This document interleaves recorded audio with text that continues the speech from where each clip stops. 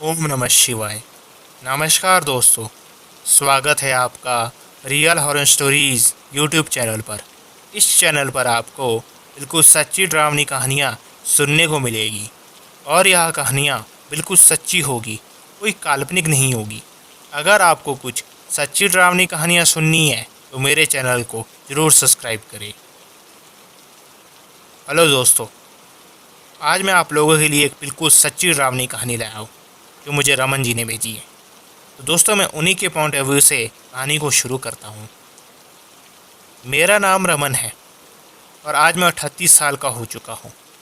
मैं एक दुकानदारी चलाता हूँ और एक मेरी दुकान काफ़ी अच्छी चलती है। दोस्तों, आज जो मैं घटना आप लोगों को बताने जा रहा हूँ, ये घटना कम से कम 20-25 साल पुरानी होगी और ये घटना बहुत ही डरावनी थी। और जब भी मैं इस घटना को सोचता हूँ तो मेरा रोम रोम तक खड़ा हो जाता है। तो दोस्तों, घटना कुछ इस प्रकार थी। उन दिनों में एक लड़की से बहुत प्यार करता था। उसका नाम था रेखा। पर मेरे घर वाले उसकी साथ मेरी शादी करवाने को राज़ी नहीं थे। मैंने काफ़ी अपने घर वालों को समझाया पर मेरे घर वाले फिर भी नहीं माने। इसलिए मैंने और रेखा ने प्लान बनाया कि हम भाग जाएंगे और भाग के शादी करेंगे। रेखा इस चीज़ से बहुत ज़्यादा डरती थी क्योंकि इसके घर वाले बहुत ज़्यादा खतरनाक और स्ट्रिक्ट टाइप के लोग थे, बहुत ज़्यादा संस्कारी और पुराने ख्यालातों के। इसलिए उसने कभी मेरी हाँ में हाँ नहीं मिलाई।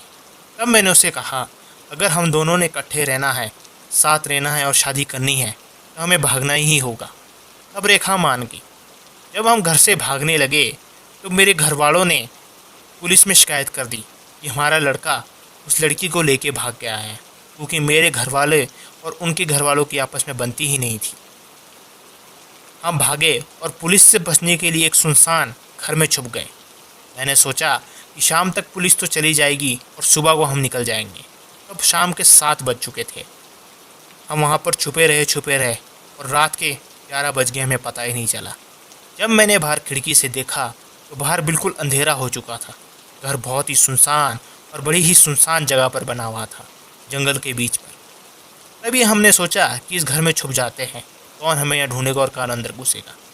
मैंने उस घर के बारे में सुन रखा था कि वो 15 साल से बंद है और मुझे ये नहीं पता था किस कारण से बंद है। मैं वहाँ पर अंदर छुपा रहा और रेखा भी वहाँ छुपी रही। रेखा को तब तक नींद लग चुकी थी। मैंने बाहर खिड़की से झांका तो कोई नहीं था। मैंने रेखा को उठाया और जैसे ही हम बाहर को चलने लगे तब मैंने देखा कि बाहर 2 पुलिस वाले खड़े हुए हैं और उसी घर की तरफ इशारा कर रहे हैं। हम फटाफट अंदर चले गए और फिर एक पेटी के पीछे छुप गए। अगर कोई अंदर आएगा तो हम छुपे रहेंगे। थोड़ी देर बाद पुलिस वाले उस घर की तरफ आने लगे। तभी पुलिस वाले ने कहा, ना ना सर, इस घर के अंदर नहीं जाते हैं। इतना रात हो रही है, इस घर के अंदर क्यों जाना। वैसे भी जो भी व्यक्ति इस घर के अंदर गया है वो कभी जिंदा नहीं होगा, जिंदा नहीं बचता है। तो दोनों पुलिस वाले आपस में बात ही कर रहे थे। तब ये सब रेखा ने और मैंने सुन लिया और रेखा बहुत ज़्यादा डर गई। तब मैंने उसे समझाया, भूत प्रेत जैसी चीज़ें कुछ नहीं होती है। ये सब लोगों के अंधविश्वास और मनगढ़ंत कहानियाँ हैं। हम वहाँ पर छुपे रहे। तब तक रात के 1 बज चुका था। रेखा को भी नींद आने लगी थी, मुझे भी नींद आने लगी। हमने सोचा क्यों ना हम आज ही रात बताते और सुबह जल्दी जल्दी निकल पड़ेंगे। तब मैं और रेखा सो गए। रात को 3-3:30 बजे मेरी जाग खुली।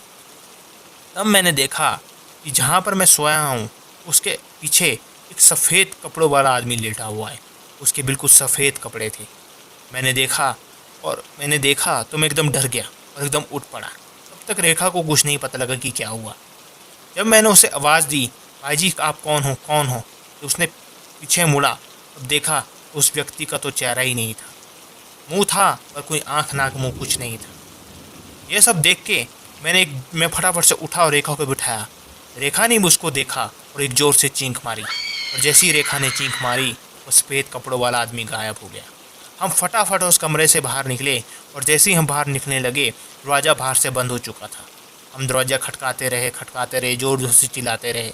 पर वो घर जंगल में काफ़ी अंदर था, तो लोगों को हमारे बारे में पता ही नहीं लगा। हम बहुत ज़्यादा डर गए थे। रेखा ज़ोर ज़ोर से रोने लगी और बोलने लगी, अब हम नहीं बच पाएंगे, हम मर जाएंगे। रेखा ज़ोर ज़ोर से हनुमान चालीसा पढ़ रही थी और मैं भी भगवान का नाम ले रहा था। मैंने बहुत कोशिश की पर वो दरवाज़ा नहीं खुला। थोड़ी देर बाद हमें पीछे से किसी की औरत की चीखने की आवाज़ आती है और जब हम ऊपर को देखते हैं तो हम देखते हैं एक औरत सीढ़ियों से छलांग मार दी हमारे सामने ही सामने। कि औरत नहीं थी, एक आत्मा थी। ये सब देखकर तो मैं और रेखा इतना ज़्यादा डर गए कि मैं आपको क्या बताऊं। मैं इतना ज़्यादा डर गया था कि मेरा पेशाब भी पैंट में हो गया था। अब जिस व्यक्ति के साथ ये चीज़ें घटी होती है वही इन चीज़ों को समझ सकता है। मैंने फटाफट दरवाजे की तरफ गया और ज़ोर ज़ोर से लाते वो मारी, पर वो नहीं खुला। वो औरत की लाश देखते ही देखते गायब हो गई। वो घर काफ़ी बड़ा था, बिल्कुल बंगले के बराबर। गोल ऊपर जाती हुई सीढ़ियाँ और ऊपर जाता हुआ खंडर सा घर। हमने बहुत कोशिश की पर दरवाज़ा नहीं खुला। फिर मैंने सोचा कि जिस खिड़की से मैं बाहर देख रहा था वो काफ़ी बड़ी है, क्यों ना उस खिड़की की तरफ जाया जाए। मैं उस खिड़की की तरफ गया तो देखा खिड़की खुली हुई थी। मैंने फटाफट रेखा को अपनी कंधे पे डाला और बाहर को फेंक दिया।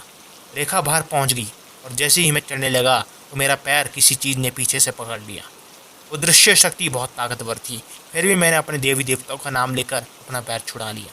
जैसे ही मैं बाहर गिरा तो देखा मेरे पैर में 5 उंगलियां छप चुकी थी, पूरी लाल रंग की। तो आप सोच सकते हैं उसने कितनी ज़ोर से मेरा पैर पकड़ा होगा। मैं फटाफट वहाँ से रेखा को लेके भाग गया और हमारे को पुलिस वालों ने पकड़ लिया। आज तक उस रेखा का कुछ पता नहीं। लोग बताते हैं कि रेखा के घर वाले उसे गांव में ले जाकर उसकी शादी करवा दी थी। तब से दोस्तों ये घटना हमारे साथ घटी थी और इस घटना के बारे में मैंने अपनी मम्मी डैडी और बहुत से दोस्तों को बताया था।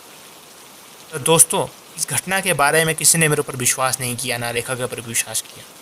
उस घटना के बाद रेखा इतनी बीमार पड़ चुकी थी कि वो बिल्कुल कमज़ोर हो चुकी थी। डॉक्टर ने तो बता भी दिया था ये मर जाएगी। और उसके घर वालों ने किसी पंडित जी से इलाज करवा और बताया कि उसके ऊपर किसी आत्मा की छाया पड़ गई थी। पर मैं बिल्कुल स्वस्थ था। दोस्तों आज इस बात को बीते पूरे 15 साल हो चुके हैं और मैं इस बात पे पूरा विश्वास रखता हूँ कि भूत प्रेत जैसी चीज़ें हो सकती हैं। दोस्तों आज तक वो घर वैसा ही खंडर और खाली पड़ रखा है और मैं वहाँ से गुजरने तक से भी डरता हूँ।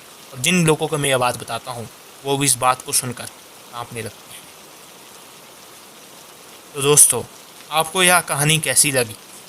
अगर अच्छी लगी तो चैनल को ज़रूर सब्सक्राइब कीजिए, क्योंकि ऐसी ही डरावनी कहानियाँ मैं इस चैनल पर लाता रहूँगा, वो भी बिल्कुल सच्ची डरावनी कहानियाँ। तो अभी के लिए बस इतना ही। आगे मिलते हैं कुछ सच्ची डरावनी कहानियों के साथ। ओम नमः शिवाय।